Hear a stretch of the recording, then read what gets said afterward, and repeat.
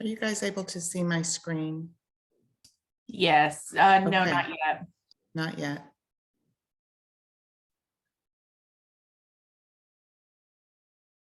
I can see it on my end. Okay, then I was sharing. Sorry, I stopped it and I didn't think y'all could see it. Well, good morning.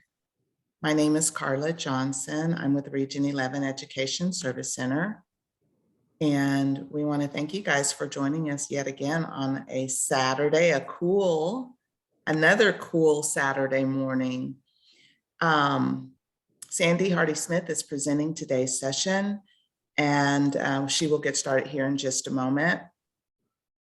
Wanted to just remind you guys of the remaining dates for the series. We are at February 12th, which is today, and we will look forward to seeing you guys again in March, on March the 5th. Last time, I had mentioned to you guys about making sure that you scan the QR code or follow this link. We want to know what county you live in so that we can begin planning those one-on-one benefits planning meetings with the work incentive planning and assistance counselors. And so if you have not had the opportunity to do that, please do that. And I do know that some of you that are joining the sessions are from the Region 10 area, and there could be one. Denton is a part of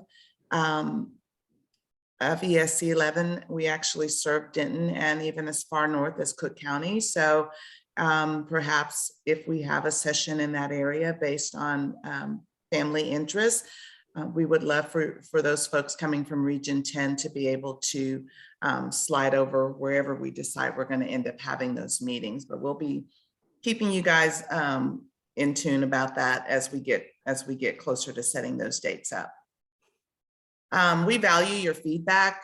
This presentation and all parts in this series are generously sponsored by Texas Workforce Commission. And so the feedback that you give us about these sessions goes directly to Texas Workforce. So if you would take a moment, grab your phone, scan that QR code, and it's one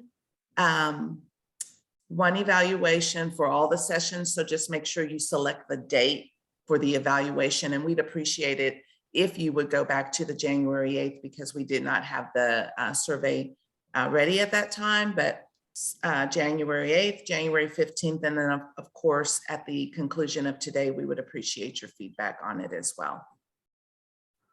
Educators that are attending this morning, please take a moment and scan that QR code so that you can make sure that you are able to earn your continuing professional education credits.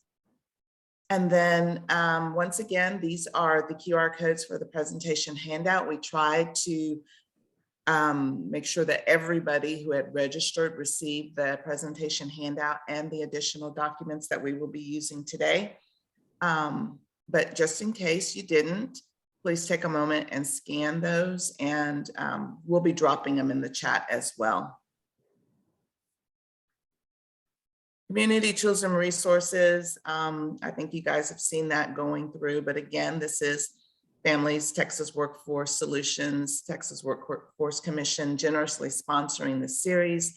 And if you don't know who your vocational rehabilitation counselor is, please take a moment and scan that QR code, simply type in your zip code, and then you would be able to find out who your counselor is. In our January 8th session, someone asked me about this particular resource, Texas Disability Rights Texas. And so I wanted to make sure I included that information in the session today. A lot of wonderful tools for students, adult students, and even family members related to students' rights, guardianship, alternatives to guardianship, those types of things are on their website. And I'm not going to go through the others. Sandy, I'm going to turn this over to you. Let me stop my share. There you go. Welcome, everyone. We're glad you're here.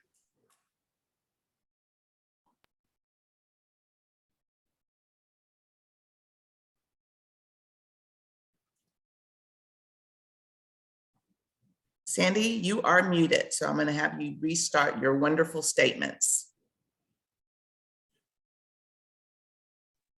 I didn't say anything yet. I had just asked if everyone could see my screen. All right, very good. Yes, we can. Thank So you. there's something that Carla said that I probably should have said in the beginning of the first training that we did, and that is those benefits planning meetings. I am fully aware that I am giving you more information than you can possibly comprehend. I did this for months before I even felt like I could talk to somebody about their benefits.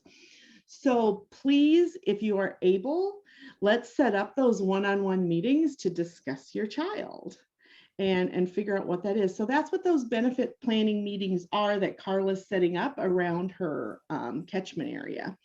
And so probably should have said that in the beginning, because that's why we're doing them, because we know by the time I'm done talking to you, you guys will have your eyes rolled back and you'll be like, oh my gosh, Lord, give me patience. So those are very, very important. I understand we have some return parents, and welcome back. Some of my slides will be a review for you, but like I just said, you can never ever hear it too many times to help it connect one dot to the other. For those of you who are just joining us, the last session was recorded in case you wanted to go back and listen to it, because the first session was more of a broad overview of Social Security and their benefits. And so today we're still going to discuss it, but in a much abbreviated manner. So with that, hey, let's get started. And by the way, Carla picked such good music. It let me remember my youth, because I haven't thought about it for a while. So good job, Carla, on the music. So today we're going over just a very brief overview of the Social Security Administration. We're going to pretty much stay on Supplemental Security Income, SSI. We will touch on benefits to kind of let you know what they're about, but we're really going to stay on SSI for a large part of today's presentation. And today we're really going to focus on your student turning 18. Benefits or not, they're turning 18 and things could be happening or are happening at the Social Security Administration, and we need to look at that. And then we're also going to briefly, on every one of my presentations, I will always show slides that help you retain your benefits. Meaning, how can I set aside money that Social Security won't count? Because I just think that's important and parents can't hear it enough. And I did a training for Houston parents over the last 2 weeks. There was just 9 of them, so it was very intimate. And that last session was very cool because everybody kind of brought something to the table on, their experience with some of the ways to set aside benefits. So it was very, very interesting. So I guess I need to talk about questions and answers. I will stop when, like, I'm leaving one topic and going to another to see if there are questions. And I will answer as many as I can. I'm still working on the questions from last time because there's so many of them, but I will try to address as many as I can today. And if not, we are creating a frequently asked questions fact sheet from all of the questions that you guys submit in the chat. So I will be stopping occasionally and asking Carla if we have any questions. So with that, let's get started. I think I covered all my bases. So my name is Sandy Smith. I am the Chief Operating Officer at Imagine Enterprises, and I have been with the company for 22 years. And my expertise is the benefits and employment of people with disability, with a special emphasis on transition age youth. Thus, Carla and I are best buds, and we do these trainings every year for her because she is very committed to you parents and her students. So, and teachers. I know we have some probably professionals on here too, so from the school district. So what is Social Security? People use Social Security randomly in sentence, like, I receive Social Security, I'm going to Social Security. You can see right there, one was a check and one was a building. So I'm going to work today to kind of help you understand what is within the building of Social Security so that you can talk about what cash benefits you receive with the accurate term. Because when I hear Social Security, I think of a building with people in it. So, but with Social Security Administration, you can receive cash benefits. We're going to talk about those today. And when you qualify for cash benefits, it also qualifies you for a health insurance. And then with that health insurance, you're afforded long-term care services, also known as waiver services. Imagine Enterprises has another chief operating officer, Cheryl Harris, and she is over the CDS waiver program, and she is the financial management service. So if those words sound familiar to you, you're probably in a waiver service. So it starts at Social Security by being eligible for the cash benefit, which leads you to receive health insurance. And that insurance and your eligibility for cash benefits can help you to get on a waiver program, which really opens the door to a lot of resources and services. I'm going to talk to you about the cash benefits. The Title II is not in red because it's more important. It's just, I wanted to distinguish that there's two different programs, okay? And Title II has an umbrella because there's more than one program under it. You know, I pay in FICA tax. I'm 61. When I hit 67, I expect to get a check from Social Security because I've paid in FICA tax. That's called being an insured worker. That's their language at Social Security. So under Title II, as I go through the rest of these, you're going to see that Title II is an entitlement program. It's not, you have to become eligible for it. You just have to pay in your FICA tax, and then it's an entitlement. They can't take it away because I have too much resources. They can't. Bill Gates, think of all the multimillionaires. They're all going to get a Title II check. Okay. The amount of the check really varies on how much of that FICA you pay into. So again, I'm paying in my FICA tax. When I retire, I expect to get a check from Social Security because I've paid in. Survivors checks are those that, let's say I pass away and I have children under the age of 18. Now, for some of you, this may be the case, or for teaching professionals, you might want to listen, because this one has nothing to do with disability. What this says is my mom or dad were insured workers. They passed away and left children under the age of 18. All of those children, all of the children will be eligible for a check based on that person's record, that parent who passed away's record. Okay. Has nothing to do if they have a disability or not. All right.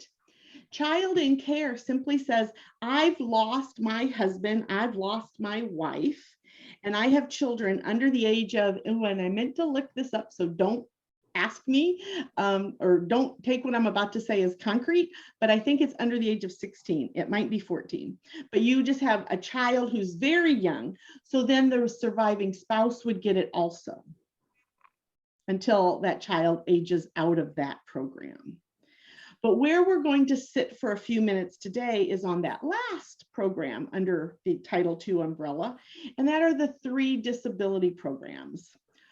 They're acronyms now, but I promise you there's slides that will tell you what the acronyms are. If I wrote them all out, it would take the whole line.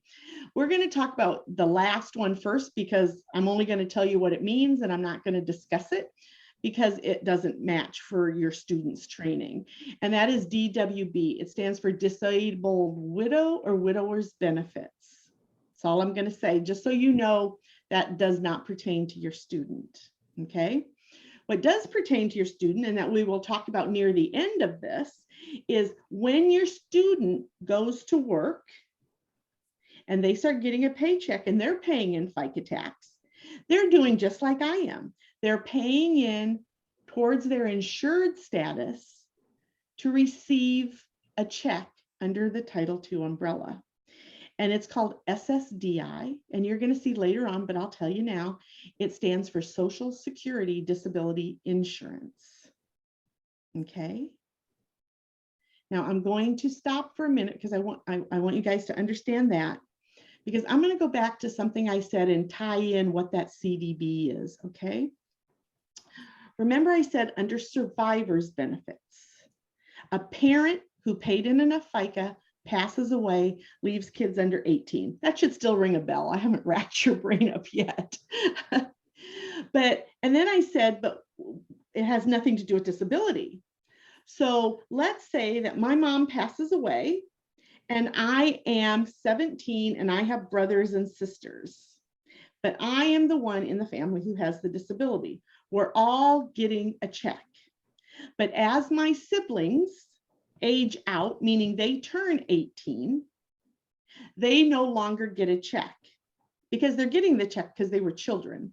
When you turn 18 at Social Security, it doesn't matter your circumstance, you're automatically an adult. Now, when I turn 18, because I have a disability, I will transition to the CDB, okay? Because now I'm going to get a check off my parent because I have a disability. CDB, which again, you're going to see later, so don't worry about writing it down now. It's in your PowerPoint. It stands for Childhood Disability Benefits, okay? And that just means that I am over 18, no longer eligible for survivors, and I am now getting a check off of my parent who's deceased.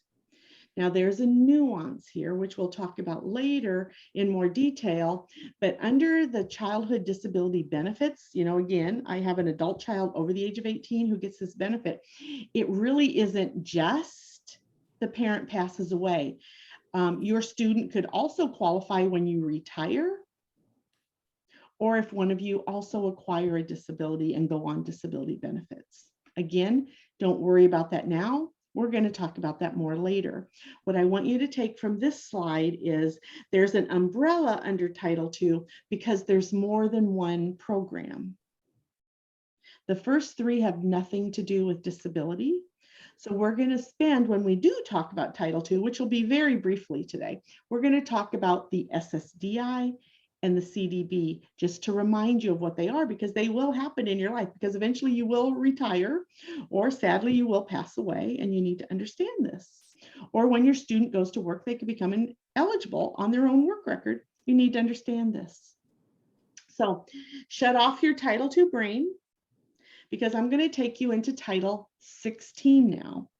These are just laws. These are just pieces of laws. So Title 16 stands for Supplemental Security Income, not Social Security income. Supplemental Security Income.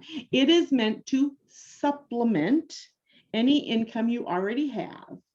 Okay, and you guys really know this because the acronym is SSI. Now, if I had said Title 16 is SSI, you would have said, oh yeah, I know that. But I always start with supplemental security income because it's kind of a reminder that it's really meant to supplement. Okay, so I'm gonna, oh, we have somebody in the waiting room, and I'm gonna wait for this person to come in.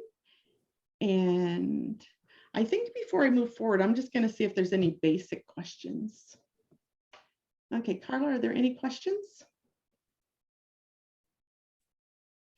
Or I don't know who's taking questions.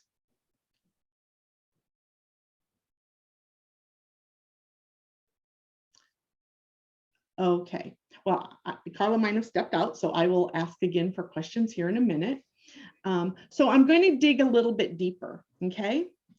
Title 16, the supplemental security income, okay? Do you see in parentheses there, it says limited income and resources. That's because we are not paying into this. It is not an entitlement. Our FICA doesn't make us eligible for SSI. What funds SSI is our federal tax dollars. So it's a very income resource limited program. You have to have very limited income and very limited resources to qualify for it because it's our tax dollars. Okay, so SSI, Title II, somebody pays into it, you're entitled to it because enough FICA tax were paid either by a parent, a spouse, or yourself. So you get that check. It's an entitlement. That's why they talk about Social Security going under, because there's too much money going out. That's not going to happen, by the way. They're just going to keep increasing when you can retire. My grandchildren will probably retire at 85. But supplemental security income, SSI, is our tax dollars, limited income, limited resources. And remember I said under Title II, your check can be really high based on how much FICA you put in. Bill Gates's Title II check when he retires will be far larger than mine. But mine might be larger than somebody who has worked their whole life around the minimum wage. So the amount of Title II varies. SSI, it's not the same because it's funded by tax dollars. There is a cap on how much you can receive. And in 2022, the most someone on SSI can receive is $841 a month. Now, this doesn't really pertain to this, but I don't change my slides every time I change my audience all the time.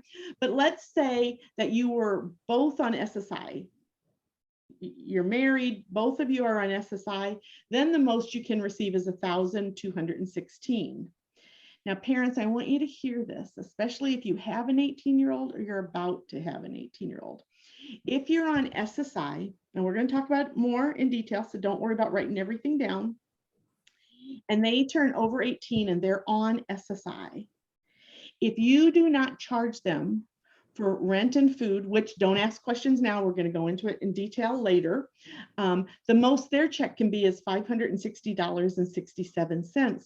Social Security, if you do not charge an adult child rent or food, they automatically deduct 1/3 of the check. And again, we're going to talk about that more in detail. This slide is to primarily just give you the dollar amounts. So what you need to know, what you need to remember as we progress right now is the most an SSI check can be is $841.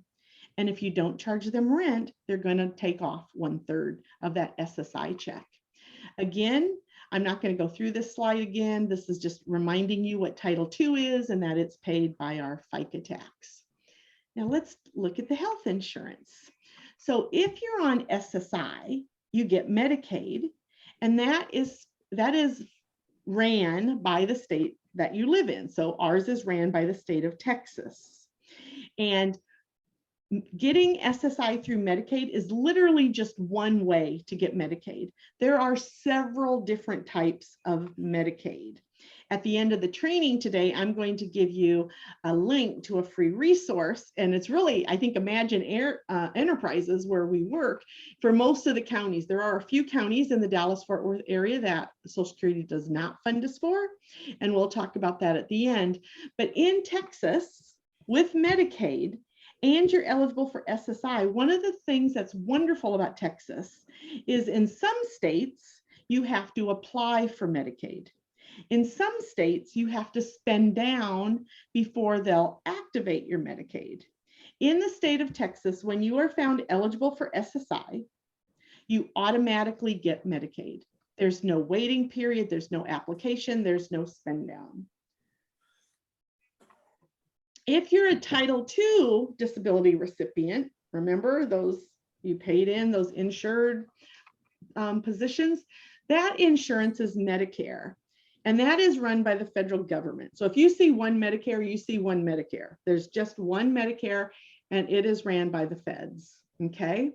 Now, you don't get, well, let me say it this way. The Title II programs are ran like insurances. So when you become eligible for a disability benefit under your own work record, there's a 5-month waiting period before you get the cash check. After you get the cash check, there's an additional 24 months you have to wait to be eligible for Medicare. Very much ran by like an insurance, okay? But again, we're going to focus today on SSI, and for that, the Medicaid is automatic. Again, because it's a supplemental check, it is meant to supplement your food and your shelter. And when I say shelter, I'm talking about your mortgage, your rent, basic utilities, gas, water, electric. It's not your cable, it's not your telephone. I would say newspaper, but that's just dating me. Does anybody actually get a newspaper? I kind of miss mine, but it's not for those things. It's not for your credit card. It's not for your car payment. It's your basic utilities. Okay, that's why you're getting it, because you've demonstrated you have a need. This is a sample of what a Medicaid card looks like. I'll give you another example of a Medicaid card. We are raising our 2 grandchildren through a CPS placement. And so they have Medicaid till they're 18.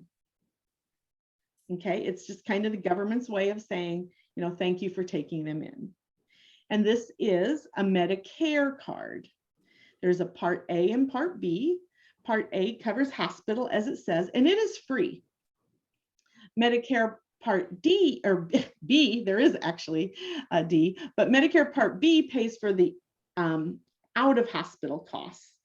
And so this might be premature for students, but if they ever got a job where they have health insurance and they've already qualified for Title II, they may not need to pay this because it has a pretty good premium on it. But so Medicare goes with that, those umbrella programs. Now, if I'm going to make age 18 make sense to you guys and what a big impact it is, you really need to understand how Social Security determines how is a person actually disabled. We have so many different people who give, who evaluate and diagnose other people. Like for instance, my daughter has some disabilities and her IQ is 72. She qualifies for services at school, but she would not qualify for services under Social Security because they start at 70. Anything above 70 would not qualify her. So there's a lot of nuances. So just because you get it at school may not mean it transitions. And there's something called a blue book. You can just Google Social Security Blue Book and Google your child's disability, and it will discuss what Social Security looks for given that specific disability. But there are different definitions of disability. You'll see this one is titled Adult Definition. Reminder, 18 up is an adult regardless, okay? This is for the umbrella Title II program, and this is also for SSI. And I'm going to make a connection on why 18 is so important. When they're looking at an adult, they want to know that you have a disability of record, you know, you have a disability, physical and or mental, okay? And it's going to result in death before a year is up, or it's going to last at least 12 consecutive months, okay? And regardless of your disability, regardless of that disability of record, regardless how long it lasts, are you able to go to work? And if you're able to go to work, are you able to have earnings above $1,350? And you'll notice that countable is there in quotations because they don't count dollar for dollar. And we're going to be going deeper into that this session and the next session on what Social Security means by countable, because they have exclusions and they have work programs that are incentives for people to go to work. I'm going to spend a minute here talking about stat blind. You only qualify for this higher amount, the $2,260, if you are actually stat blind. It's not glaucoma, it's not diabetes, it's not low vision. You must meet stat blind. So if you have a student who maybe got eligible for SSI because they had one of those prior, but now they've advanced to stat blind, you need to get a new eligibility under stat blind because it's far more generous when that student goes to work. Now, here's a child's definition, and this is an SSI one. There is no child's definition under Title II. So SSI has a child. That's why little kids can get on. They're not going to talk about little kids going to work. So they have the same thing. You know, they have a physical or mental impairment. The whole 12 months thing is there. But in this one, it's, is there a marked and severe functional limitation? Meaning, how do the disabilities or disability impact their daily life? And if it's marked and severe, and there's need, because remember, it's limited income and resources, your child will get on SSI. But here's the connection. If your child has disability under the age of 18, they're being eligible based on this definition. So when your child turns 18, they have to be found eligible under the adult definition. So that's one of the reasons why you're here. And we're going to talk about that in length here in a few slides. So that's why I'm sharing the definition so that you can visually see, oh yes, Sandy receives SSI because she's 16. But I know when she's 18, I'm going to have her reevaluated to see if she meets under the adult definition. Okay.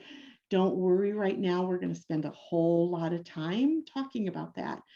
Carla, if you're here, I'm going to take questions after this slide.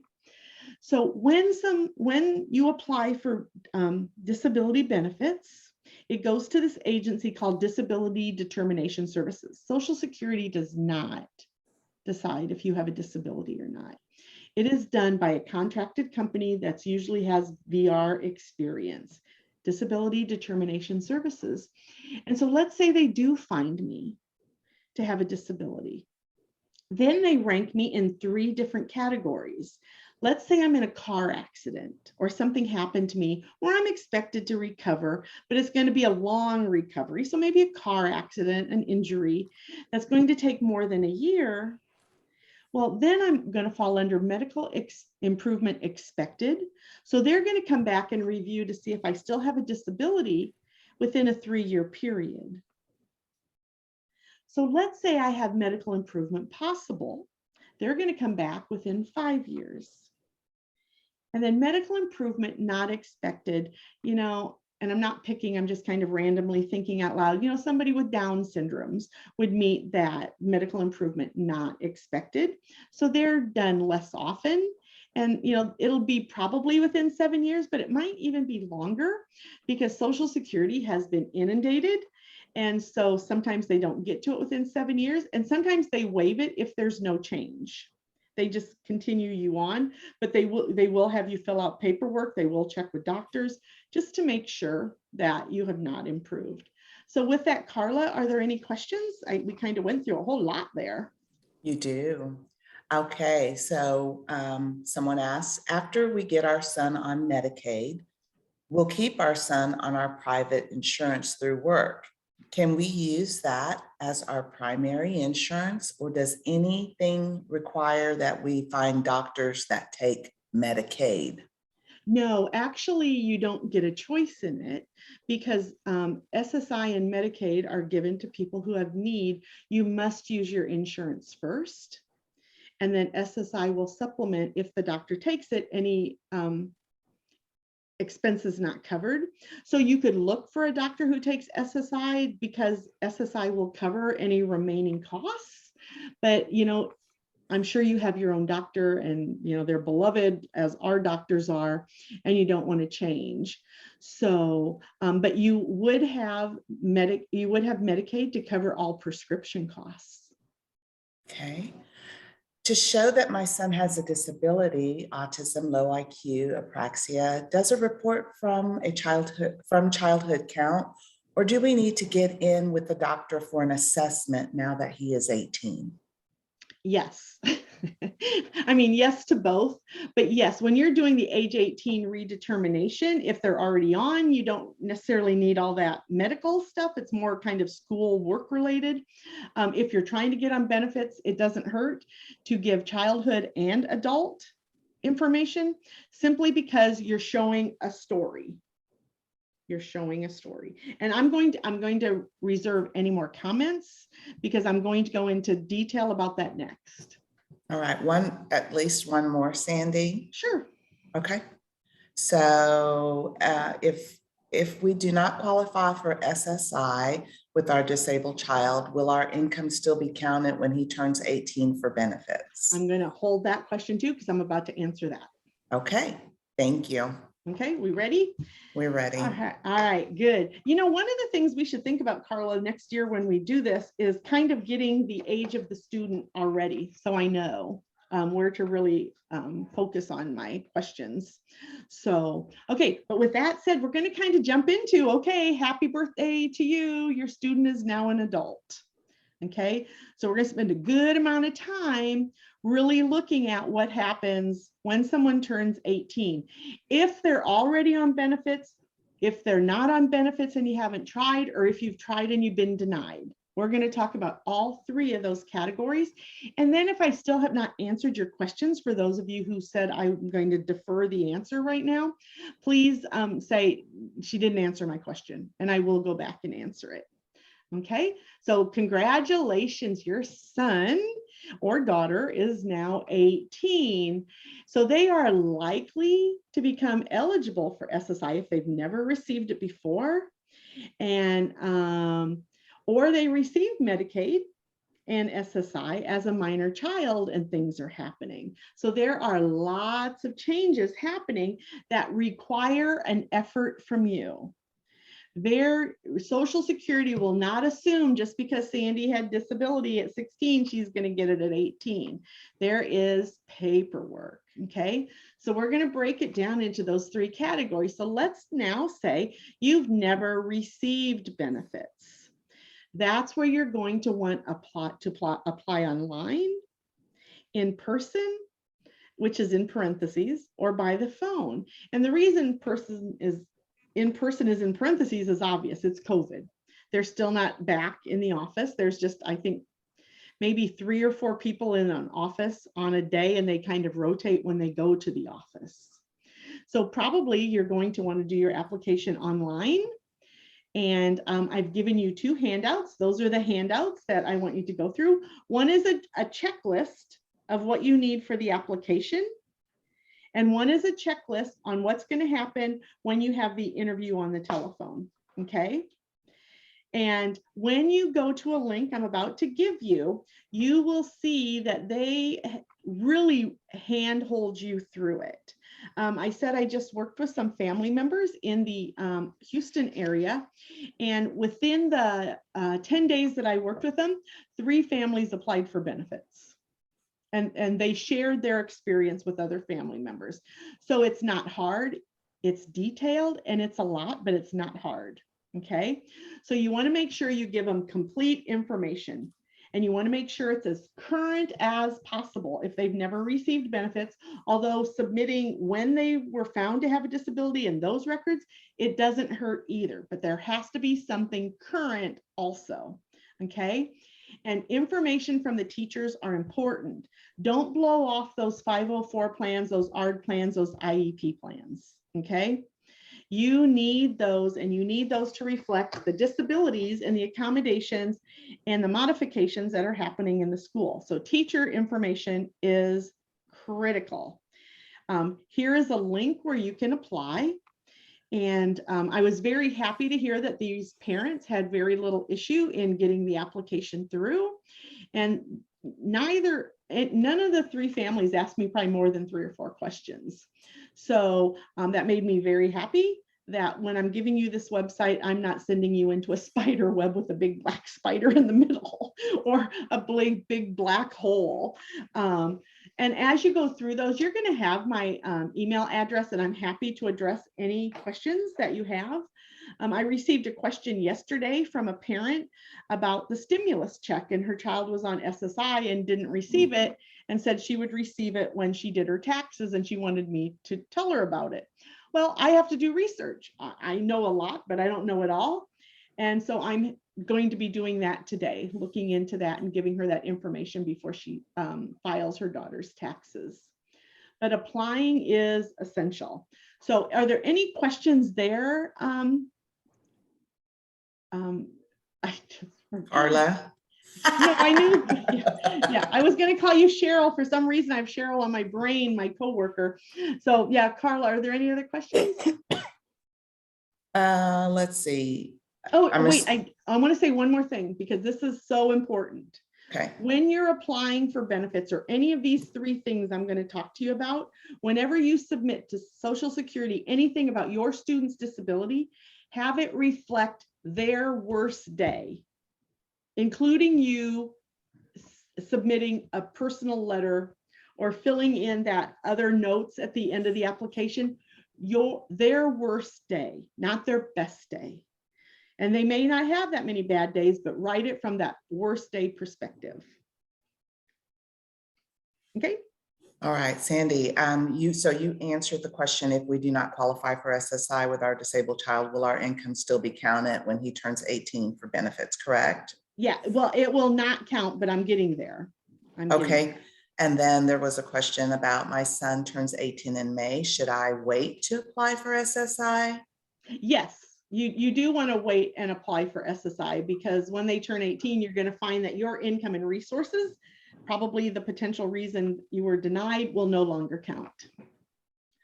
And then will you be discussing whether countable wages are related to self-employment, e.g. student sells items through a website? I'm so excited you're on this call. That answer is no, but because self-employment is kind of its own training. But we have somebody within Imagine Enterprises who helps set up businesses, and we do help people with SSI. But SSI is more of an end of the year tax thing, and then Social Security reconciles the books. That's all I can say now because I'm going to confuse the parents whose children don't have self-employment. But please reach out to me and I'm happy to answer all your questions. I get very excited when we do self-employment. All right, and then does guardianship affect SSI approval at 18? No, guardianship Okay. just means that person needs support. Okay. And should parents claim their 18-year-old son on their taxes or should they file on their own to receive benefits? Yeah, I'm going to defer that too. I'm not a tax expert. I spoke to a mom yesterday who has been claiming her 2 children who are over the age of 18 on her tax record. And I was silent about it because I don't know. I don't know. Perfect. But I certainly can get that answer for you because that will not be discussed in here. I try to stay away from taxes because I don't even play one on TV. So perfect. Yeah, the COVID rules have really changed some things too. What I did tell the mother yesterday is if you call your local H&R Block, they will talk to you on the phone and answer random questions without an appointment. And for self-employment, you could also reach out to SCORE, S-C-O-R-E. Don't ask me what the acronym stands for, but you can Google it and there's one in your area and they offer free resources too. All right, last one. In the event that your disabled child is trainable, is there tuition assistance for vocational training in junior college? Yes, I'm going to talk about it a little bit today, but you're going to want to come back in the next one. And that's when I'm really going to hit that. But the answer is yes. And it's through what's called a PASS plan. And it stands for Plan for Achieving Self-Support. And it depends on your child's circumstances, but they also will qualify for a student loan just like everyone else.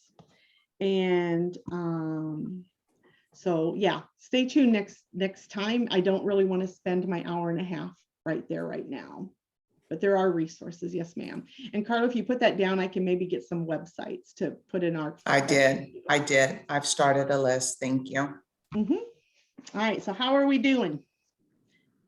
We're going to go into lions and tigers and bears right now, because now we're going to, whoops, I paused my computer long enough that it did not want to take my click. So now we're going to really get into, but what if you were denied, or what if they're already on? How does Social Security look at that? So we're going to break down that. We're going to start by looking at what happened when you were denied. and what happens if you must apply. And we're going to get into things like deeming, in-kind support and maintenance, 12-month suspension period. There's a scary one. Age 18 redetermination and earning those work credits. That's that FICA. So we're going to spend a good deal of time talking about, yeah, I have applied before. I was denied. Yeah, I have applied before, and I have a child who's on SSI. Okay, so let's go down that journey now. So let's say you were denied for benefits and they were under age 18. It's because of something called parent-to-child deeming, meaning that your income and resources are a fact that Social Security looks at when determining if your student should get SSI because it's needs-based. So we're going to talk about deeming, like I said, limited income and resources, and we're going to give you some information about what comes next, okay? So, and then we're going to step on, okay, they're already on SSI and now they've turned 18 and you've showed me this definition of child and adult, and what does that look like? So we're going to spend some time looking at how you reapply. That Social Security is going to send you a letter somewhere within that 18th year of your child's birthday. Not on your child's birthday, not even maybe the month of your child's birthday, but somewhere in that 18th year, you're going to have to reapply for benefits. Because remember, the definition is different. They're not looking at severe impact on daily living. They're now looking at, given your disability, how much can you work? It's all about work. And that's called an age 18 redetermination. So let's jump into these fun topics, okay? So parent-to-child deeming. It is the #1 reason in my account, and I bet if I took a survey, it would be true, because parents have too much income, too much resource. SSI is needs-based, you're denied. Has nothing to do with the level of disability of your student. So let's say I have a disability and it's really severe, lots of support needs, lots of accommodations, lots of medication, lots of therapies. I have a very severe disability. My neighbor also has a child who doesn't have near as severe as the disability that I have. Well, we apply at the same time, they get it, I'm denied. Even though I have a stronger support need of my disability than this neighbor, I'm denied. Not because of the severity of the disability, but because the parents and child, or the parents have income and resources made available to them.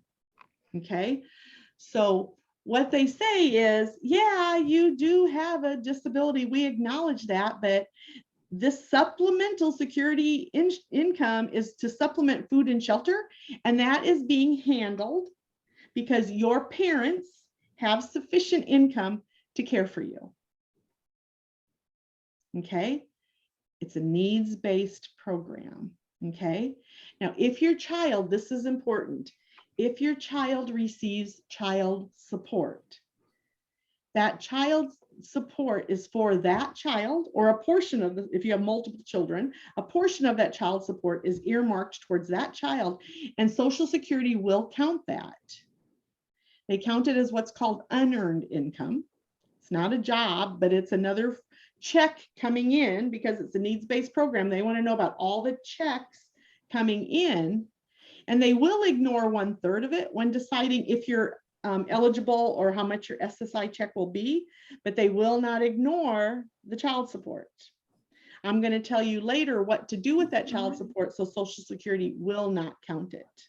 Okay, and then later on we're going to talk about resources, because under SSI and deeming, the person with the disability, your student, can have $2,000 in resources. And you, if you're a single parent, can have $2,000, or if you're still married, you can have $3,000. So it would be a total of $5,000 in resources. But this deeming, this counting parents' income and resources, ends when the child turns 16 or 18. 16, I don't even know where that came from. When your child turns 18, when they wake up on their 18th birthday, deeming stops. And we're going to talk in a little bit about what happens when deeming stops. Now, again, age 18, this is for people who are on benefits, on SSI. When they turn 18, they're going to have to be found eligible for the adult definition. Now, if they're approved, and I'm not going to read this whole thing, I put a lot of words on my slide so you guys can use it as a resource document. If they're approved, you'll get a notification that the age 18 redetermination is done and the check and Medicaid continue. You don't get more money, you don't get less money unless you don't charge rent, okay? But it just continues on if it's approved. If you are denied, again, okay, on age 18 redetermination, you do the new reapplication, trying to get on the adult definition, and you're still denied, you will receive still 2 more months of benefits after you've been notified that your child has been denied. Now, that was doom and gloom. But there's something called Section 301. So it's kind of like stay tuned. The information still not maybe all bad. Even if they're denied for a while, there might be a lifeline. And so we're going to talk about something called Section 301, and it allows your benefits to continue should you be denied. Okay, so we're going to talk about that here in a bit. Now, a lot of people, and I put this slide in there because a lot of times somebody who is on a Title II, you know, those programs under the umbrella, will call me to say, well, my child's turning 18. Well, that doesn't matter, because if you remember, there's only one definition under adult disability. There's not a child's definition for Title II. That child's definition was for SSI only. So they do not need to go through an age 18 redetermination. That's an entitlement program. That is their money. Okay, there's just that one definition for child's disability, and it's all SSI. Okay, now when you do look at the redetermination process, it is a whole new disability, and the burden of proof depends on you. So what you want to do with the age 18 redetermination, you're really looking at the school personnel. Okay, you want to make sure everything that they're looking at is up to date, current. The IEP is written, or the 504 plan, whatever plan you have, the ABC Q by Z plan. There's lots of plans. You know, if you're working with an employment agency or VR, you know, have them write a report so that they know and they can assist you on getting this age 18 through. Okay, again, the teachers play a big role, so do physicians and providers, but here the teachers are playing a role because they see your student all the time. They know if they're focusing on employment for your student or not. And if they're focusing on employment, the teachers will be writing down what accommodations and modifications are needed for your student to be popular, for your student to be successful. Okay. So again, disability determination, not Social Security, will examine these records and make a decision. If your child has a disability that is fairly severe, you may just have to fill out a form. They may reach out to your doctors, or they may just determine that yes, you will qualify for age 18. Okay, but this one really has a lot to do with the school. And you know, you guys may be familiar with Summer Earn and Learn. The acronym is SEAL. There might be some paid work experience from the school or through VR while your student is in school. So any community-based work experience must be addressed in an age 18 redetermination. And you really need to focus on the level that they're able to perform and the supports, modifications, accommodations needed for that community-based work site for them to be successful. Okay. And for those who are through the Education Service Center professionals working within the schools, there is a questionnaire that they will ask you to fill out. And if you wanted to Google the SSA 5665, it will give you an idea of what they're looking for. Okay. I know I'm going through a lot, but when I'm done with this topic, I will stop and take questions. Some of the stuff that they're looking for in the age 18 redetermination is, are you involved with voc rehab? Have you had employment that's paid? Are you in a training program? Does your education focus on employment? And any other support services that you may receive. Okay, how you answer those questions are very critical because you want them to be geared towards employment, but you also want them to have it noted that they can't just go get a job. There are modifications, there are supports, there are things that need to happen for that job to be successful. And it's critical that they're connected with somebody helping them with employment, because remember I talked to you about that Section 301 plan? That 301 plan, and again, I'm teasing about it, but we're going to get to a slide, can help those benefits continue. You want this vocational plan in place before a decision is made about if you're eligible or not. Okay, so if you're denied, and this is what we're building up to, that Section 301. So let's say I go through the redetermination process and I'm denied. Okay, all right, I will receive still 2 months of checks after the date that I was notified that I'm no longer eligible. But if my checks continue after that 2 months, you could have an overpayment, even though you're no longer eligible for benefits, because you're only entitled to 2 months. Okay. All right. But the good news is, let's say, because remember I said they're not going to start the age 18 redetermination on your birthday or even your birth month. Let's say I was born in January. They don't do the age 18 redetermination until October and make a decision. And let's say it comes back denied. Well, I've received 10 months worth of benefit checks at 18. They're not going to consider that an overpayment. They're going to let you keep those 10 months because they didn't make the decision until that 10th month. So they're not going to go back and capture all of those payments that your student got when they were 18. All right. So parents, if you think you have a student that maybe, I talked to you about my granddaughter having a 72 IQ, so she's receiving SPED services through school, but she would not qualify with a 70 IQ in Social Security. Okay, but if I had her in a vocational rehab program before she turns 18, and you'll see on the last paragraph on the slide, your IEP qualifies for that document. Okay. So Section 301 simply says, if I have a plan in place that addresses me having a vocational goal, or that I'm currently receiving vocational support, Social Security will allow my benefits to continue, including my Medicaid, until that plan stops, or until I stop participating in it. Because I'm not just talking, if you have somebody who decides to graduate at 18 or decides to go to VR for that employment assistance, if you stop working with VR, they're going to close your case. If that student no longer participates with that employment network, if that student no longer participates with a private voc rehab company, whoever is doing that plan, the student has to be actively involved, because when they stop, so does the cash benefits and the Medicaid.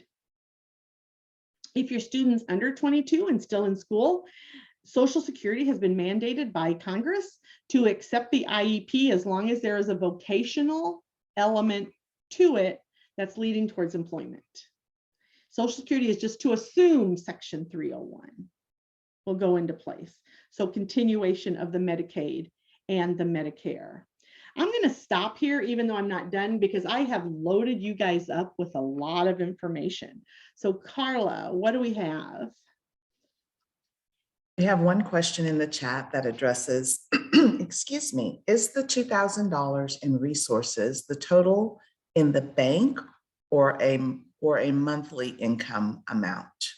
Yeah, I gave a link to the resources, or I'm about to give you a link to the resources. I'm about to give you a link to the resources because yes, never have more than $2,000 in an account, but there's also other things that they're going to count and there's other things that they're going to exclude. And I'm going to talk about that in a few minutes. So I'm going to defer so we stay here with Section 301 and applying. But I will get to that. At this point, that was the only other question that showed up in the chat, but families, educators, any other guests this morning, you're welcome to come off mute if there is questions related to Section 301. Or the application process. Or the application process. Okay, you know what it is, Carla? I can't see them because I don't show pictures because it's distracting. I don't want to look at the audience. I want to look at my slide, but they're probably laying there with their eyes rolled back and their hands thrown up going, what is this lady talking about? So, but anyhow, so Section 301 really is a good protection if you think your child isn't going to meet the adult definition. But if you're pretty confident they are, Section 301 is still important because it's good to have a vocational component and support system for your student as they turn 18, but it's not required. I mean, you may not need it for Section 301. I like keeping that ace in my pocket. I like knowing that this student is about to go through age 18 redetermination. I've talked to mom and dad. Their IEP has an employment component with all the supports, modifications, and accommodations necessary. So should they be found, like my granddaughter, to be no longer disabled, I'm going to pull out that card. I'm going to pull out that card and say, Section 301, please. Check and Medicaid will continue until that program is complete. Because the whole purpose of Section 301 is they don't want to say your disability maybe is improved, or maybe, you know, you don't qualify for age 18, but they know that if you stop receiving that employment support, you may go right back on the rolls, right? So I'm going to shift your brain now. We're going to start talking money, okay? Remember we talked about the deeming and how at age 18, they no longer look at parents' income and resources, but because they're now an adult, what Social Security says is, are you using that supplemental security income, SSI, for your food and shelter, okay? And remember I talked about when deeming ends, parents, rent should start. Okay, and remember, I've already showed this to you, so I'm not going to sit on this slide very long, but if you don't charge them rent, they will reduce that SSI check by 1/3. Now, in the state of Texas, if your child's name, and I know some of this is not possible, but this is how it's written, you can put your child on the lease if you're renting. Or they can pay their fair share, or have some degree of ownership on the deed to the mortgage of your house, okay? And there was a case, and Carla, I didn't on the first one and I didn't on the second one. There is a court case that went all the way to the Supreme Court that said, and it was a Texas family, that this arrangement exists when a rent or flat fee payment equals or exceeds the amount of $303.33. That's what you can charge them. Okay, so let's think about that. Remember, I said if you didn't charge them rent, they're going to reduce it by 1/3. The SSI check is reduced by 1/3. Remember that 1/3 was $280.33. You see that in parentheses. Okay. And then they add $20 to it. So that's how in 2022, a family who can show that there's some rental liability, but it's more than what the student can pay, can only pay $300.33 to you, get a receipt, what you do with the money is not my business or Social Security's. But then when you show proof to Social Security that they are indeed paying their fair share, they will increase their check back up to $841. Okay, I'm going to talk about one more slide, maybe a couple more, and then I'll take some more questions. But one of the other myths that I hear often are, well, Sandy, you know, my son does have a disability, but I'm not going to apply because he's working. Or, you know, my daughter has been working for a while and she's not going to qualify, so why bother? Okay, well, what's not out there, the true fact that's not out there is that you can work, and work does not disqualify you. Hear me say, it does not disqualify you. It is the level of work that will disqualify you. Because remember, the disability determination looks at, do you have a disability? Is it going to last 12 months? And can you go to work? And if so, at what level? Okay, so here's the okay, at what level answer. Okay, monthly countable, meaning there are work incentives and deductions that Social Security takes that you can earn actually more than this of $1,350, or there's that stat blind amount again. So if your child is working, you know, say they have this part-time job, okay, they can still apply because they're not earning that much money. You don't have anything to worry about. And if they're definitely earning under $1,350, you don't even have to worry about the countable part. They're just not earning at a threshold where they would be denied or disqualified for the benefit. Okay, I'm going to talk about resources. I'm going to pause you, Sandy, really quickly before you go to the resources. So if I have a mortgage and I need to add my son or daughter to the deed, can you state again how that works if you are a homeowner? Yeah, so let's say your mortgage is $3,000, and let's just say it's you, your husband, and your child, okay? Or yeah, 3,000, because it's easy math, not because your mortgage is $3,000, but let's just say it is for easy math. Well, the way you look at fair share is how many people live in your house and eat your food. Okay, so here I said it's 3 because it's easy math. So my mortgage is $3,000, and let's say my rent, utilities, and edible food, not laundry to soap, not dish soap, but edible food comes to another $3,000. Okay, so let's say there's $6,000 a month that costs you for your food and shelter. Okay, well, if you divide 6,000 by 3, that's $2,000. He can't pay you $2,000.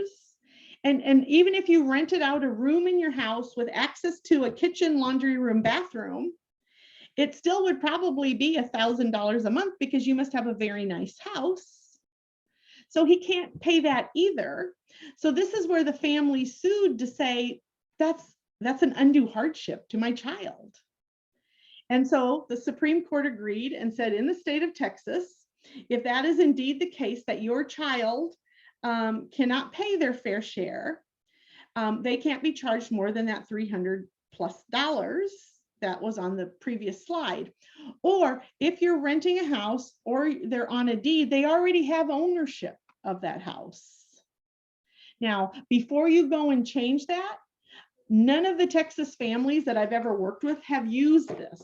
So if you want to use it, I am begging you to reach out to me first so that I can talk to a lawyer in the state of Texas that understands this much better, and let me work with him to help you. Don't just jump in and do this, because I have enough information on that to be dangerous. Okay, I'm just telling you, even in as many years as I've done this, we still don't know it all. So before you guys decide to do that rental or mortgage liability, please reach out to me. I will reach out to this attorney and get some more details before you go there. Okay. All right, one more. So I should start charging rent to my son when he turns 18. Yes, ma'am, because you don't want to lose 1/3 of that income. You just don't want to. Now, if it's a Title II benefit, you don't have to charge them rent. Although I'm a parent and a grandparent, and I would charge them rent just because they're 18, because that's kind of a natural step. But yeah, and you can get a paper receipt. You can get a checking account where there's a duplicate check.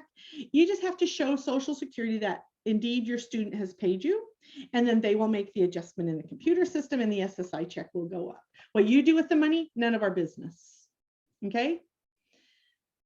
We good, Carla?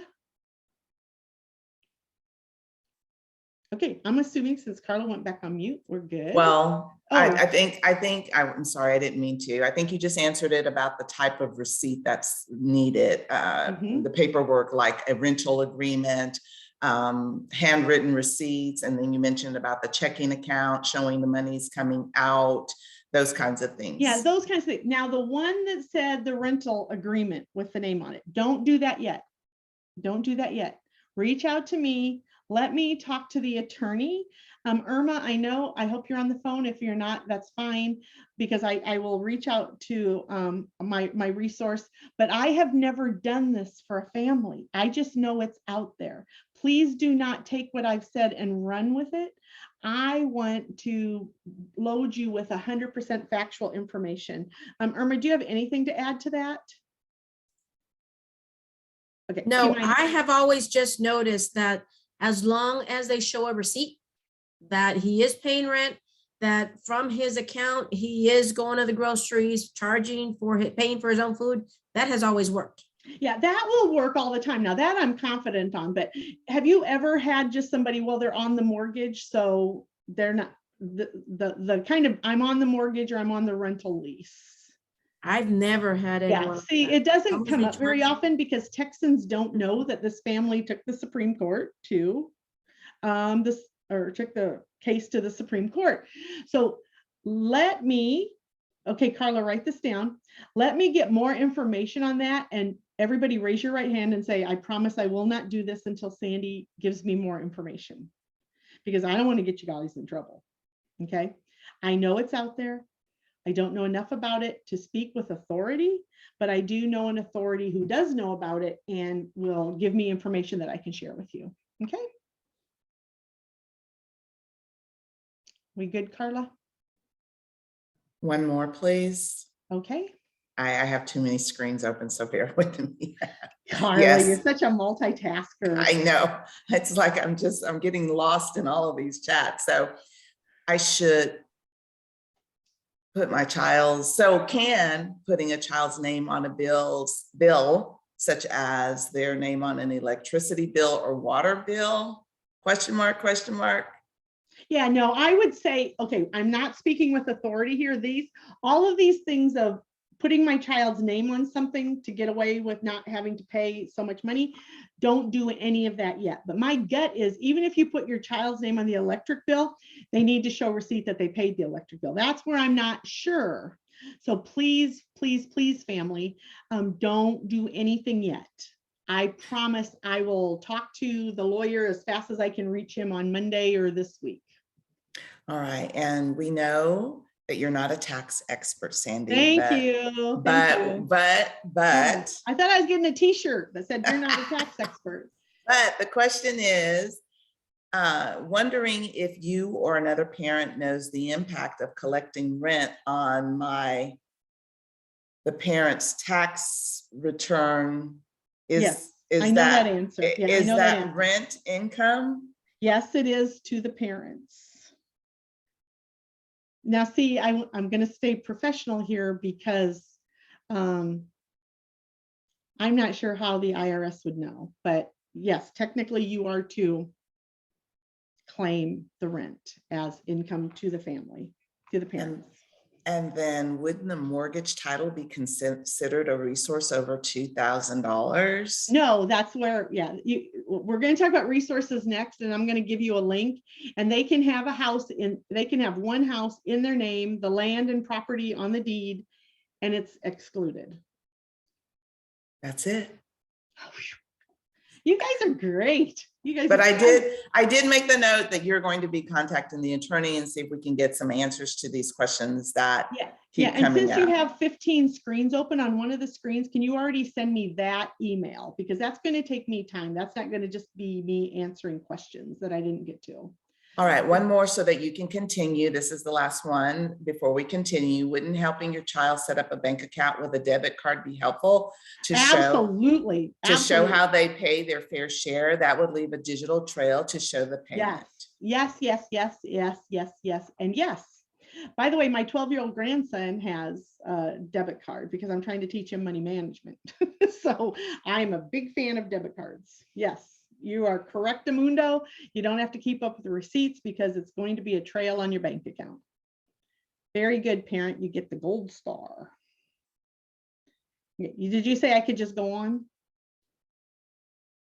Carla? Yes, yes, Okay, yes. I was thank shaking you. my head, but you can't Well, see I me. don't. Yes. I have turned everybody's screen off so I can concentrate because you guys are all just too purdy and y'all are distracting me and I'm old, so I got to focus. All right, So, there you go.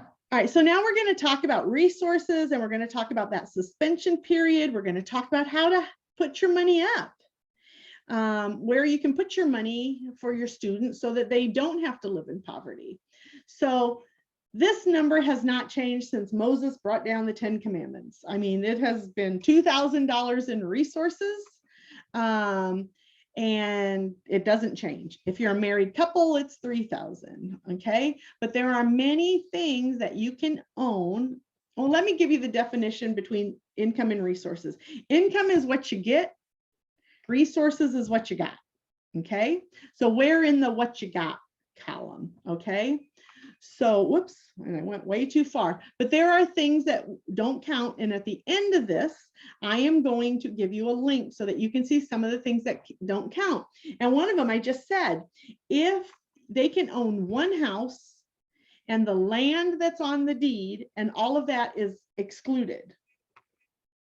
They can own one car of any value and that's excluded. They can have a term life insurance, and I'm saying term because the life insurance cannot grow in value, of $1,500, and that's excluded. But there's so many more things that are excluded that here in about 4 or 5 slides, you're going to see a link to go on to look at all of the things that are excluded as a resource. But you most certainly do not want to have $2,000 in your student's bank account.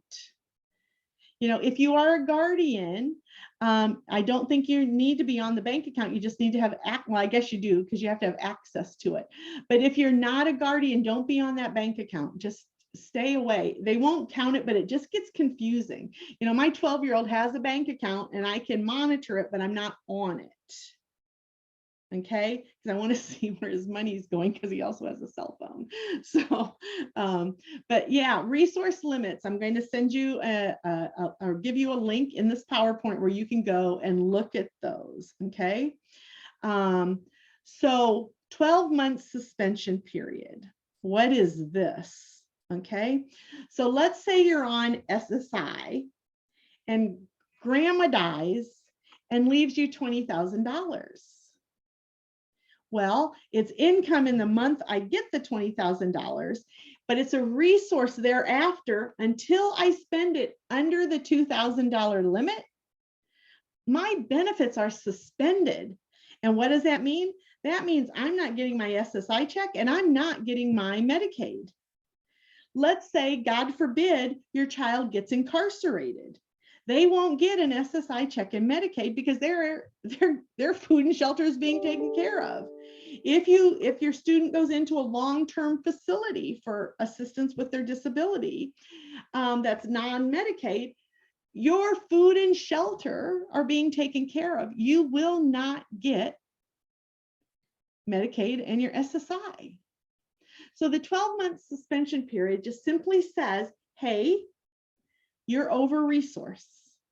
This is about resources. This has nothing to do with earnings except for the dollar amount that's in your bank account. This is, you are over resources. And we are taking your SSI, we are taking your Medicaid, but we are not terminating you. We are suspending you. We are giving you up to 12 consecutive months to spend it down, and then you can go right back on. If it takes you 1 month, if it takes you 11 months, but it cannot take you more than 12 months. At the 12th month, if you're still over resources, you will be terminated.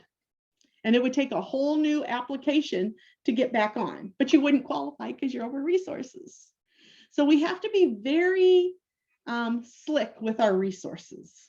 How can we set aside our money for our student so it doesn't make us lose our SSI and Medicaid? There are 3 avenues. And by the way, I'm going to go over 10:30. And if that's not okay with some parents, let me know, because you guys have asked really good questions, okay? So one way for you to set aside is in something called a plan for achieving self-support. Another one is a special needs trust. And another one is something called the ABLE account, achieving a better life experience. And so let's look at those. Now, PASS is for people who are eligible for SSI, but they have to have other income to set aside in their SSI, because their SSI is for food and shelter. So let's say I'm on SSI only. I need to have a job. I can set aside grandma's money she left me. I can set aside any excess resource in a PASS plan. It is a 14-page document. Oh, this is the other income that you have to have. It is a 14-page document, and these are the different categories. Now, a 14-page document, that's the SSA 545. It is very scary because it's 14 pages. When you look at it, it's very intimidating. However, the first question says, what's your vocational goal? You know, maybe Sandy's working at McDonald's because she likes the Diet Coke, but she really wants to be a nurse. Okay, so my PASS plan is going to say I'm on SSI, I have a job, and I'm willing to set aside some money in a separate PASS account to pay for approved expenses for me to start school, do my internship, buy my uniforms, and become a nurse. I'm going to set aside money in a separate account. I'm going to list all my expenses, and Social Security will not count the money that's in the PASS account. Whoops, I went too far. In the PASS account for me to become a nurse. So it's a way of not having a job, but having a career. The mom who was talking to me about self-employment at the beginning that I kind of shut down, we can do a PASS plan to help you start your own business. We can help you have a PASS plan to get a job coach to help you get a job. I worked with a guy in the Panhandle who already had a job, but he didn't have a car, so he could only work certain hours, and in the Panhandle gets snow, so in the winter it was hard for him to get there. So I wrote a PASS plan for him to get a car so he could now work full-time as a janitor. But it's just kind of like, we don't want you to live in poverty, so stop just working at a minimum wage job. If you have a career and you want to attain it, let's look at a PASS plan. You have to be SSI eligible, but you have to have other income to have it. A special needs trust. This is a very specific type of trust that needs to be completed, so you know it's right, by a special needs trust attorney. You can just Google special needs trust attorneys in my area, and you can put money in there to cover everything except food and shelter and basic utilities, because that's what SSI is for. So anything that they need outside of food and shelter should go into a special needs trust, including your child's support. Now I'm going to take you back to the beginning, and I know it hurts because I've given you so much information, but remember I said if you have child support for your student, that counts towards that student's SSI, and they will count 2/3 of it and reduce that check. But if you put that child support in a special needs trust, they will not count it, so the SSI check will be the full amount. Now, I did say you can't use the money for shelter, although you can, if you don't already have a house in your name, you can buy a house with a special needs trust, the funds that are in it. So if grandma leaves you $100,000, you can go out and buy a house. But it will not pay a mortgage payment or taxes. So you have to buy the house outright. Okay, it won't pay for your rent. So that's a special needs trust. The ABLE account really has a lot of disregards.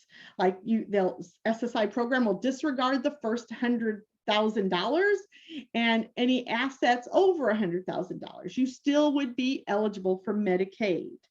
Okay, the downside of the ABLE account is that when your student passes away, any money remaining in that ABLE account goes back to Texas to cover the Medicaid costs.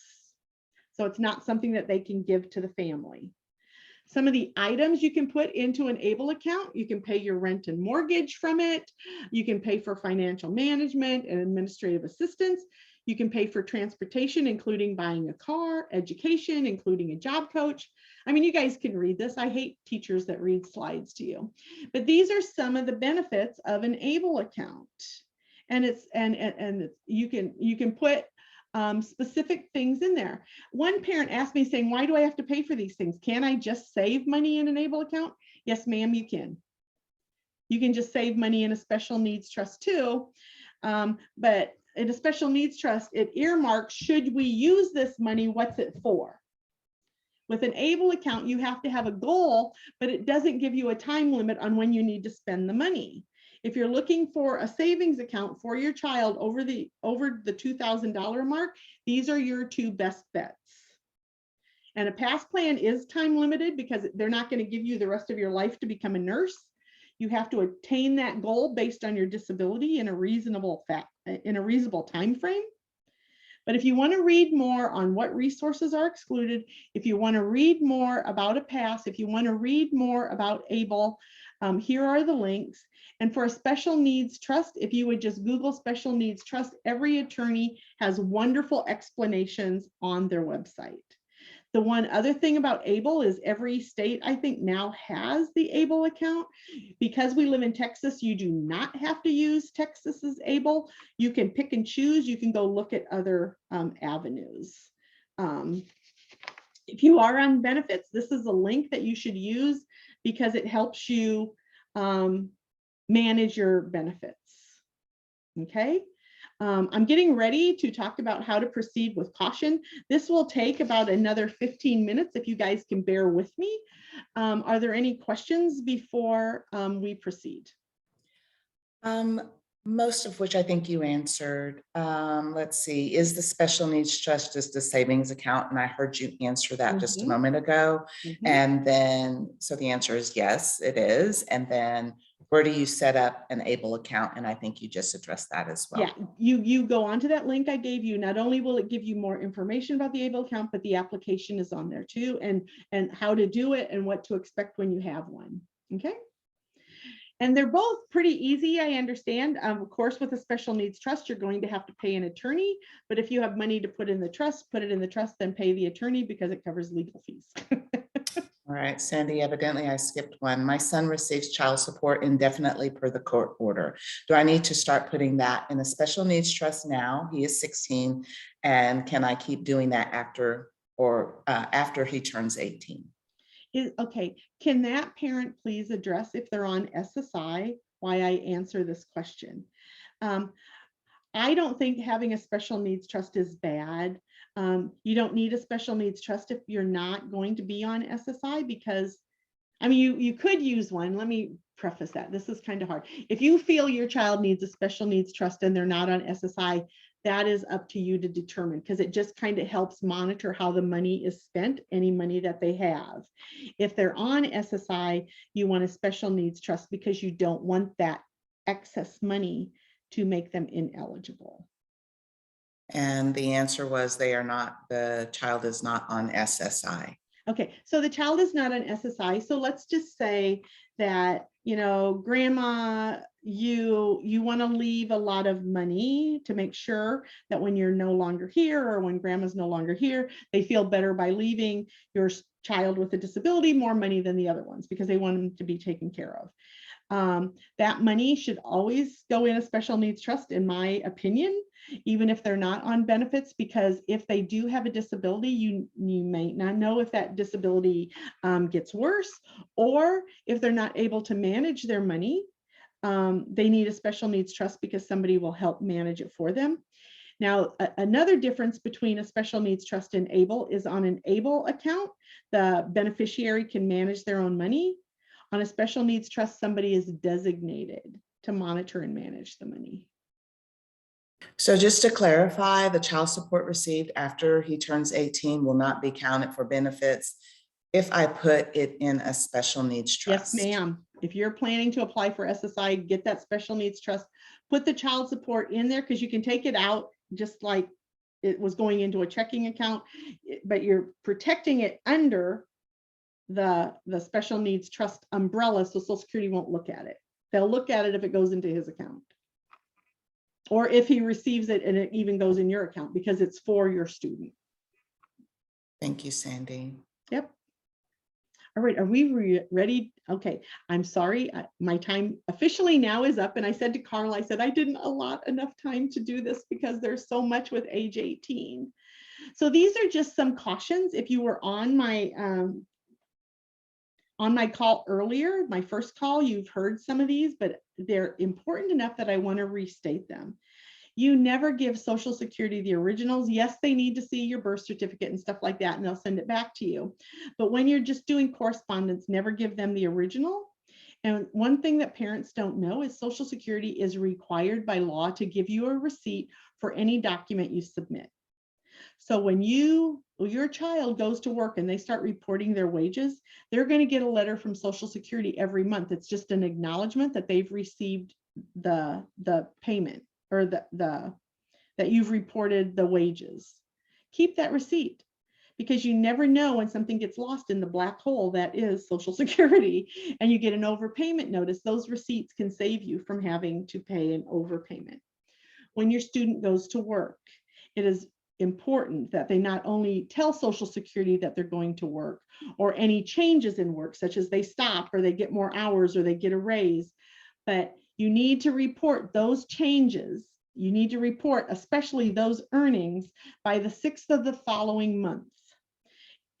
It's not a magic pill, but it really does help alleviate the possibility of an overpayment. You can still report on the 15th, but they may have already reconciled the account with the information they have, so there might be an overpayment. So please try to report any changes in wages by the 6th of the following month. So I work all of February. By March 6th, I'm going to report those wages by March 6th. You can report earlier. Please know that Social Security is 2 months behind on everything they do. They just cannot possibly keep up and have it in a timely manner. And if you really think about it, that makes sense, because if I work in February and I report in March, it's going to affect my April check, 60 days. So everything is a little bit delayed. And any decision up to and including your initial application can be appealed. And when you receive the letter, it will tell you how long you have to appeal. Every decision has a different timeline, and it will tell you how to appeal. Okay, but please know, including the initial application, you have the right to appeal.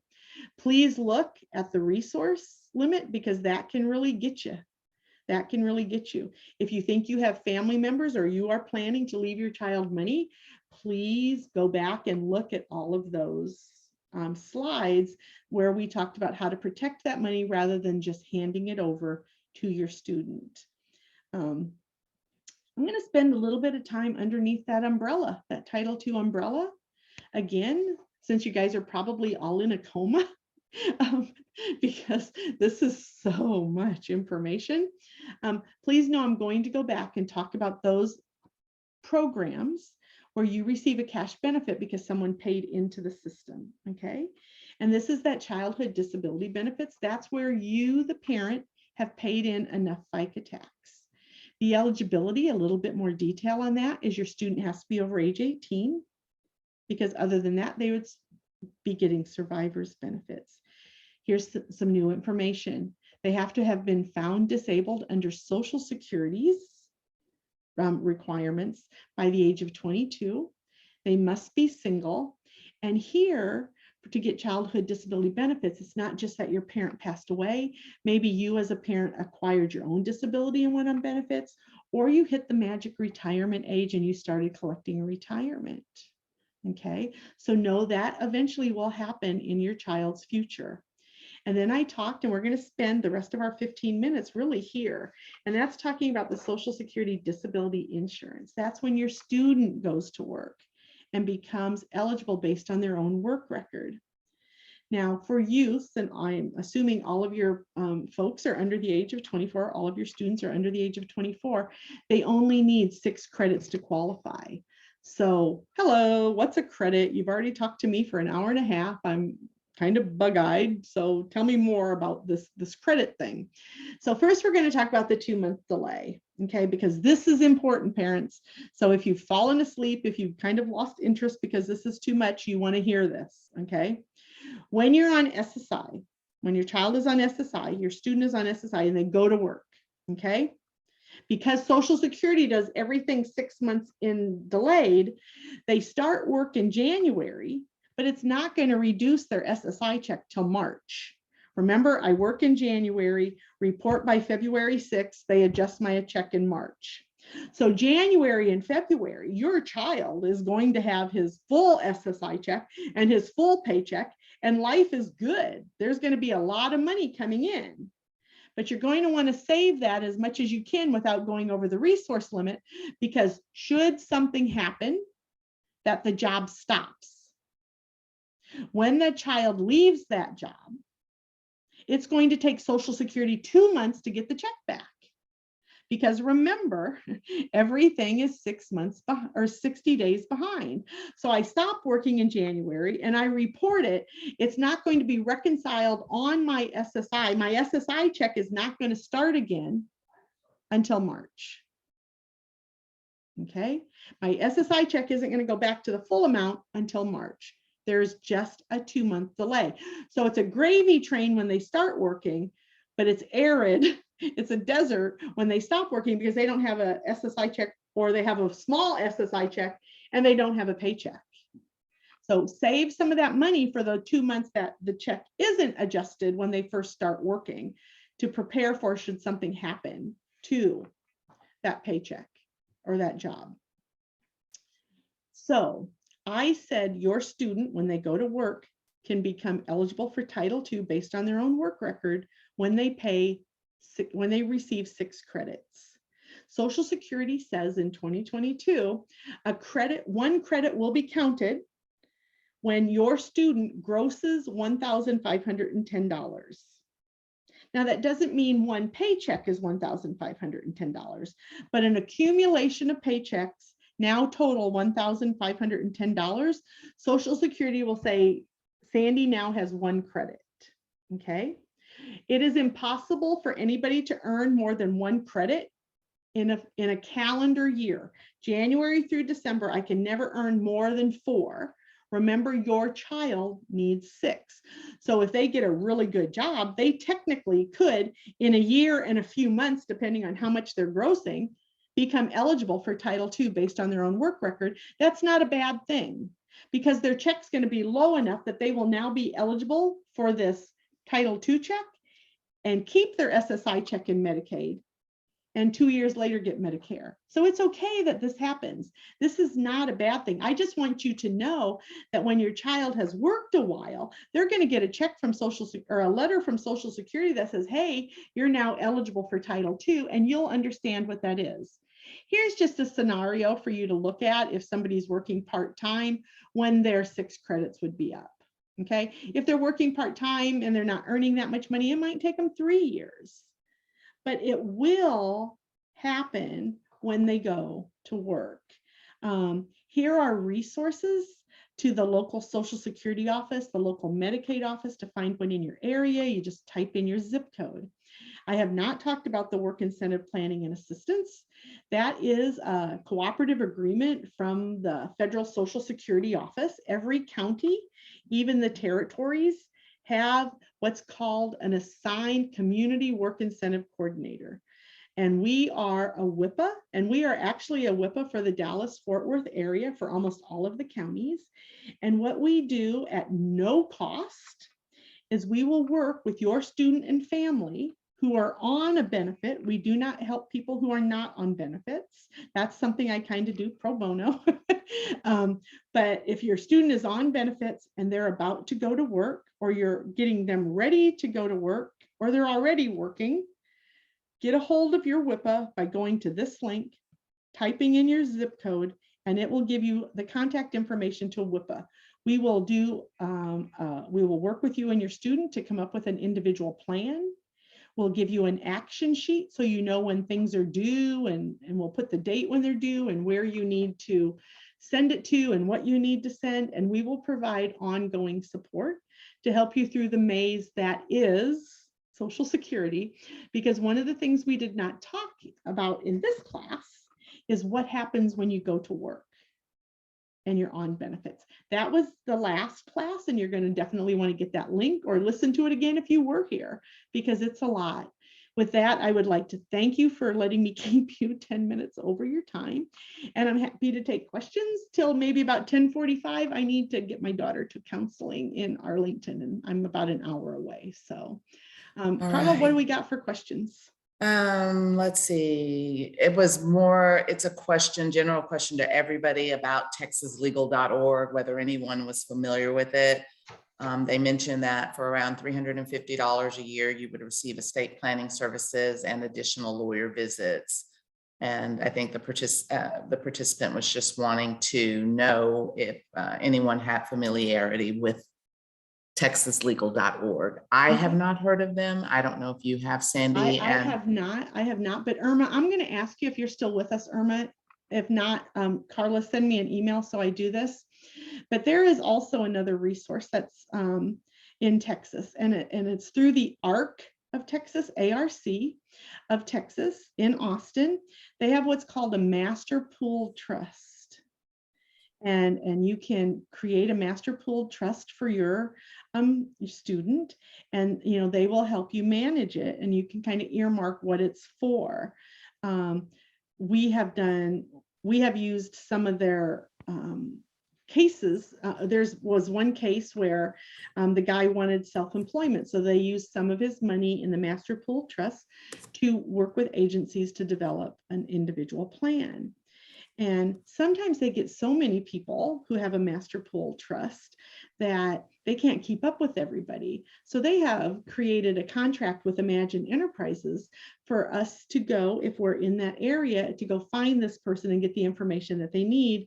Irma, who's my beloved colleague and my right arm and my left and right brain, did a case in San Antonio because they couldn't reach this guy. They couldn't get straight information from him to manage the trust.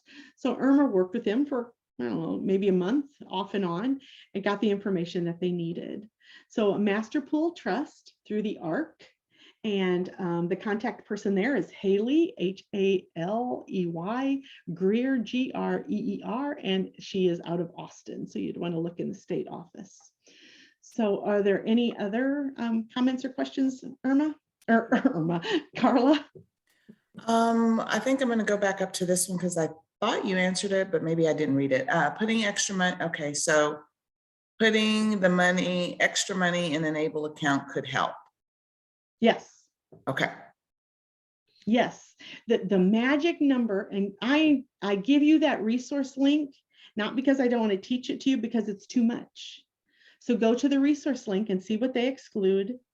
And if you have more than that and it's not on the exclusion list, protect it. I had one mom who said, I bought my child a small house so that he can learn independence, and it's in his name, which of course is an exclusion, but when I die, he's getting the big house. Well, that would be 2 houses.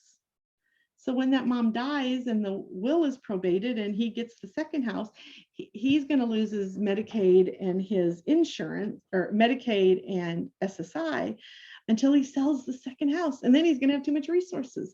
So we have to think things through with families. and every family is individual. So please look for your WIP if your child is already on benefits, because they are free and we stick with you through the long haul, right, Irma? Correct.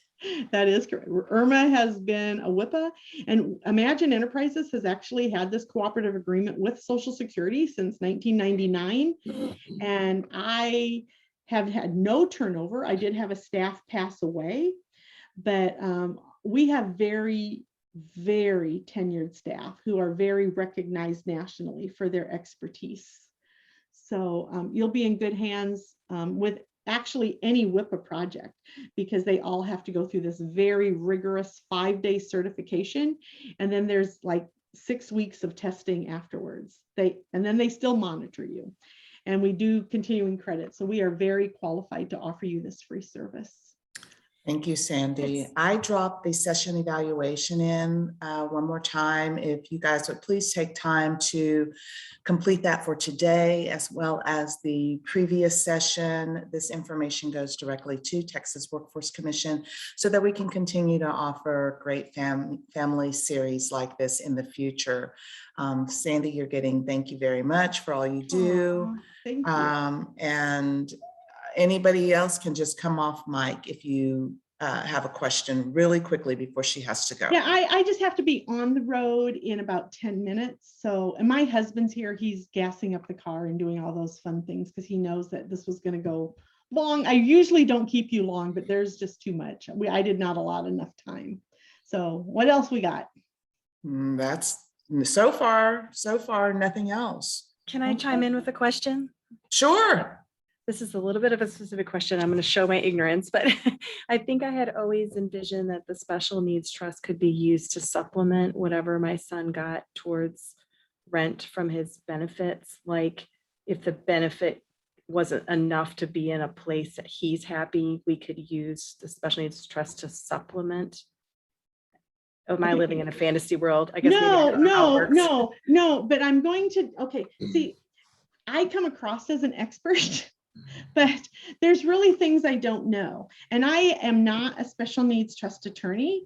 And I know some of the more common things that are used. I don't know that answer, but I will get the answer for you. Irma, do you know that answer?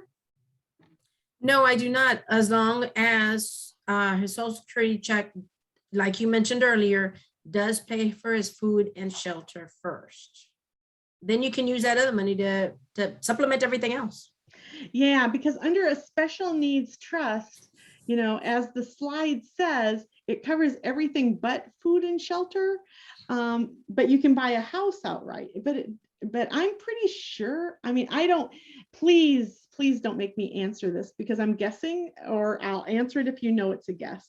My guess is that you cannot, based on what I've read, but I'm not a special needs trust attorney, so run it by them. They always give you a 1-hour free consultation. All attorneys do, if they're worth their weight in gold. So.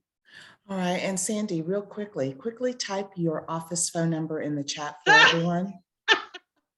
Okay, I will, or Irma, will you type it in there, please? Because I don't have my chat open.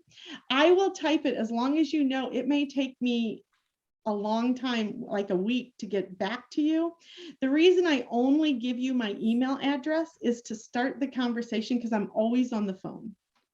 And I can't keep up. If every parent called me, I would never be able to get anything else done because I work with so many parents every week. And so here's what I'd like you to do. Irma will give you my phone number, but you have to promise to send me an email first, and I will set up a time with you where we will speak. But I like to be prepared when I talk to parents. That's why I give you my email address, to request a call with me and to kind of give me what we're going to talk about so that I can be ready for you. Imagine Enterprises is really proud about how good we offer services, and I cannot, based on what I do in my week, answer every phone call in a timely manner. I mean, I say that to our funders too. I can stay on top of emails, but whoo, those phone calls. So please just promise, Irma will give you my number, but please email me first. Let's set up a call. Perfect. Okay. We will see you guys next month. And again, we certainly appreciate your time this Saturday morning. Stay warm and healthy. And what we decided to do with all the questions, because you guys are going to chunk and chew on all of this stuff, we're going to just compile every question from all the sessions and then somehow or another put it in some kind of a document that you can refer back to as we go through the series. We're planning to work on that. So Yeah. we and thank next- you. Yeah, and the next one is on student earned income exclusion. I'm going to tease you. You want to be there because if your child's on SSI and a student, Social Security will let them go to work and ignore over $8,200 in a year. So stay tuned. That's a good tease. We'll see you next time. Thank All you right. all. Bye-bye. Carla, thank you Uh-huh. so much. You're Irma, God welcome. bless you. God bless you, Irma. Bye, guys. Have a good day. All right, talk to you later. And my power didn't go out. What? So, okay, you guys.